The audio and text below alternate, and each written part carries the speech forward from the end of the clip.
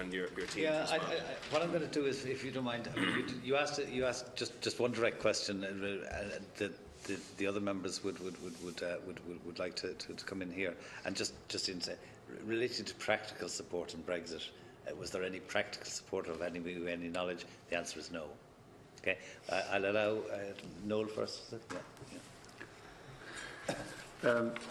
First of all, Mr. Chairman, members of this committee, I'd like to applaud the work of this committee and the undoubted good intentions and well-meaning of all the members.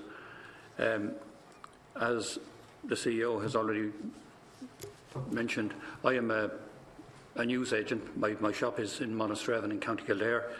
And I would like to address one question of the Chairman's initially, which concerned employment. Now, I can throw out the statistic, 35,000 people employed in retail in Ireland, or I can actually... Within our sector. Within our sector, I beg your pardon. Or I can give you the practical experience in my shop. We would have 4 full-time staff and 7 part-time staff. And I'm sure Deputy Hayden will be aware. I've made representations to him on occasion. So you're talking about 11 people. Now, people are inclined to dismiss somewhat part-time staff, but I mean, our part-time staff would be secondary school people. There would be third-level people. Now, when they've been with us for a couple of weeks, I bring them in and I sit them down and I say, look, you're very happy to have some extra pocket money. You're less of a burden on your drain on your parents. You're able to contribute. But I said, what I will always say is, the biggest attribute from working in Kelly's newsagents is you're going to learn how to work. This is not something you will learn in secondary school, even in third level. They will be taking instruction from people in supervisors or whatever. After they've been with us for a couple of years, they may well be working with one other member of staff who may be junior to them. They will be handling significant amount of money. They will be dealing with members of the public, some of them salt of the earth, maybe 95% of them, and then they will be dealing with people who maybe are dealing with circumstances at home which leads them to be hard to deal with. All these things are things that will stand them in good stead, whether they become a nurse, a bank official, a teacher or whatever. That is the true essence of employment in a small retailer.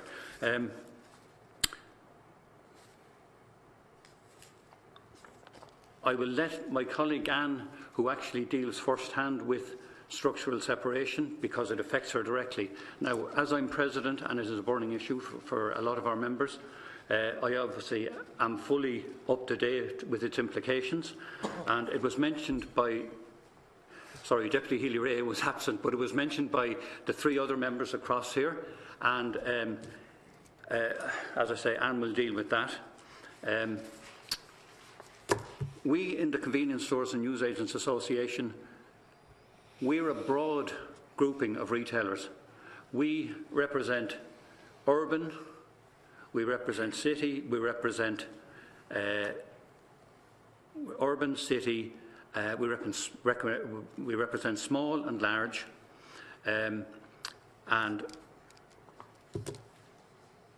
I would like to point out to the committee that symbol groups, some of you who are not, Deputy Cannon of course and Deputy Healy-Rae would be aware that a member of a symbol group, say SuperValue, Centra, Spar or whatever, they are not actual multiples. They are in the main family-owned stores who avail of a central purchasing and advertising policy. So these are all people who come under your umbrella, mostly the rural element of it.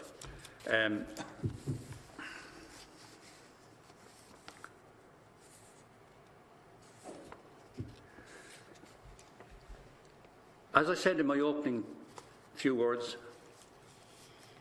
the committee are very favourably disposed towards small retailers, and the points mentioned Deputy Cannon mentioned car parks, very good. Rates, you speak of rates. All during, from 2007-2008, private business people were supporting the local authorities with rates. Now, by and large, this year, I think, is the first increase that Kildare County Council are bringing about in a couple of years. We do not avail of any grants. We are self-sufficient, industrious, and as I've said, give employment. All we ask from the government as a whole is that they don't put obstacles in our way, they don't increase the level of red tape and regulation that we have to deal with.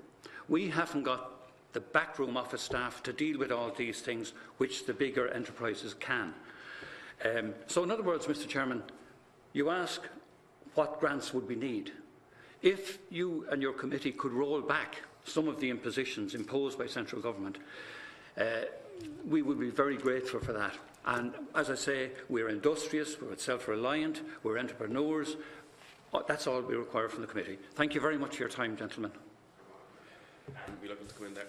Okay, all right. Mr. Chairman, deputies, thank you very much for this opportunity today to talk to you. I'll just give you a brief. I am from Mountrath, County Laois. Probably you all know it because you went up and down to Limerick from Dublin, and it's been bypassed now, so we probably don't see any of you there anymore. But you're welcome at any time. I'm going to talk about the surplus operation for the alcohol, but I just want to say that all the issues that you have brought up here in terms of rates, town degradation, rates, parking, all those things have affected Mountrath big time. So we are now probably left with, I suppose, maybe 6 or 7 functioning businesses in a town that was a very, very progressive town. A town that was a bottleneck because there was so much traffic and lorries and everything going through. So I am talking about rural degeneration. And I'm talking about, I was born and reared in that town. My parents had a business there since 1950. We reared 6 kids here. There was lots and lots of families on the street. We all walked to the local school. I came back to work in Mountrath and take over the business. And I have 3 children, and there were only 3 children who walked to school from the street that sent maybe 20 or 30 children to school. This is where the demise of the local community. Now, I'm not telling you what you don't know, you know all this. And as I say, I just want to be here to say I really applaud what you're doing and want to try to do what we can to help you to look and see where we can improve this. But I'm going to talk about structural separation today. Martin asked, or it may have been Deputy Hayden or Deputy, 3 of them obviously want to talk about, but you asked about, I have a centre food market and I'm not one of the big multiples. I pay my bills, I buy my stock, whatever. I suppose 2% of my alcohol sales would be, 2% of my sales would be alcohol. And as a retailer, as a mother, and as a member of CSNA, I applaud what the government are doing to try and change the thinking towards alcohol, particularly the abuse of alcohol. We are 100% behind changing the attitudes to alcohol in Ireland, particularly because I have children and I have a retail outlet, and I see what can happen. But we are particularly opposed to Section 20. Okay, Deputy Cannon, you may not be 100% against Section 20. As a publican, okay, I despair at the idea that if we can somehow make it more difficult to buy alcohol in retail settings, it's going to rejuvenate the rural pub business. It's not, and it's a fallacy, and I don't support it at all. Just we would have had 20 pubs or so when I went home first. We now have 4. So it's obviously that we have lost the pub. We have lost the small corner shop apart from the 3 that are there now. So you say, but I don't see that removing Section 20 is going to mean I'm going to have more alcohol sales. I'm probably not. I'm quite happy with what I have. But what I'm concerned, and Deputy Hayden, you asked it, I'm concerned about why it will affect us. It will affect me because the mix that I have to offer to the consumer who's working, somebody referred to the rural base, that I draw all my customers from the rural base. Basically, I have 2 things, rural and social welfare because that's the nature of the business in my town. So the mix is that when the guy who's working up in the wood on the timber business, going home from work, he comes into my shop. On his way home, he wants 4 cans. He wants a loaf of bread, milk, cheese, the sandwiches for tomorrow, whatever it is.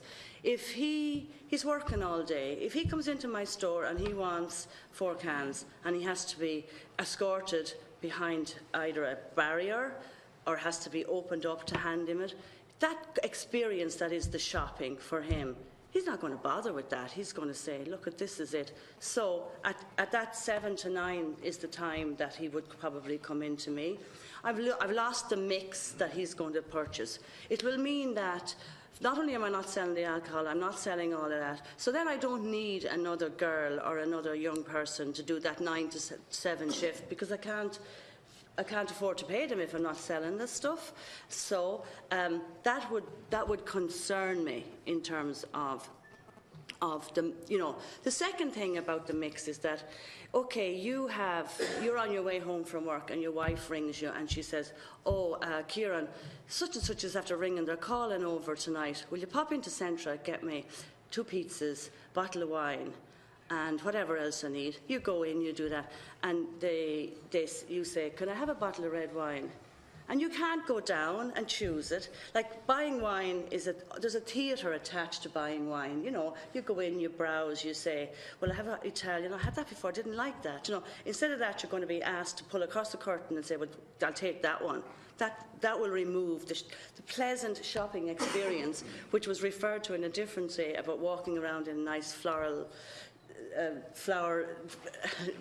squares. This is the shopping experience when you get into Centra Mountrath. So that would concern me.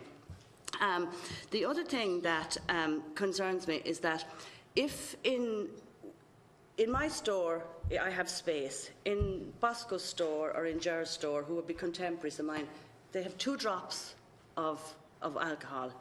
Like there's no way that they can cordon that off, so it will be curtains and screens. So that is going to prove unworkable for the retailer. I'd be concerned about the costs involved, the health and safety issues for somebody who is working in behind a closed area in terms of personal injury, slips and falls, increasing my insurance costs. And so that will become untenable for people. So they won't sell alcohol. So subsequently, they won't be able to survive in terms of the mix, going back to the mix. And I just want to say that in 2009, when they introduced the RRA Voluntary Code of Practice, all of us that are signed up to that have been proven to be responsible retailers of alcohol. And that's what I consider myself to be. I'm deep-seated in the community. I know who not to sell it to. I know on the day the leave insert you increase the age to 21. I know that the kids that are coming in, that we don't serve them. We don't serve it before 10 o'clock. We don't serve it because we have bought into that responsible code of practice. So asking us to put it in behind closed doors is almost making it like as if it's something we shouldn't be selling, and it is still a commodity. So I appreciate that you're under time. That's where I'm coming from on the. Great. With Gurmila Mahaviv Oshin, I really appreciate your presentations, and one of the, I suppose, the key elements of your presentations that it was full of solutions, which is great because that's the whole purpose of this particular process. All of the information that you've given us in your testimony here today will be included in our own document, which we hope to have complete by the end of the year and to have submitted to the government. We just to say thank you very, very much for coming along today. Míle buíochas. Fair play. Yeah, and this just to say that this meeting is adjourned until the 22nd of November.